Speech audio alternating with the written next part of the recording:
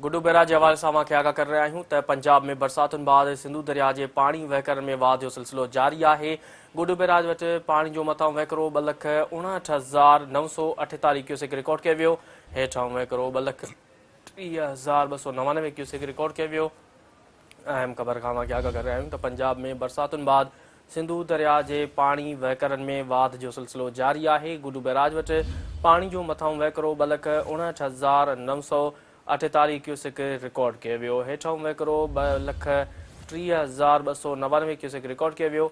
आगाह करे रहिया मूंखे गुड्डू बैराज जे हवाले सां त पंजाब में बरसातुनि बाद सिंधु दरिया जे पाणी वहिकरण में वाध जो सिलसिलो जारी आहे। गुड्डू बैराज वटि पाणी जो मथां वहिकरो 2,59,948 क्यूसेक रिकॉर्ड कयो वियो।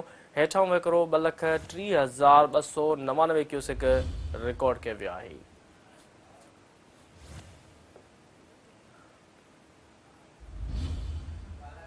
तफ़सील मालूम कंदासीं। टेलीफोन ते मौजूदु आहे गुड्डू खां सिंध टीवी न्यूज़ रिपोर्टर बाला जस्ती। जी बाला, गुड्डू बैराज हवाले सां आगाह कजो।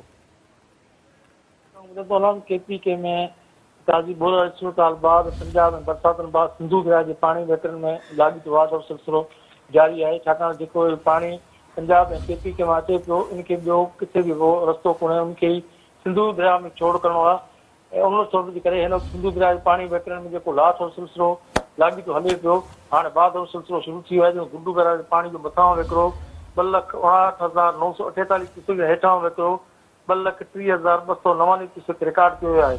हिन तौसा बैराज वटि विचेंदर जी बोर्ड डिक्लेयर थिराए, गुड्डू बैराज नंढी बोर्ड बरक़रार आहे।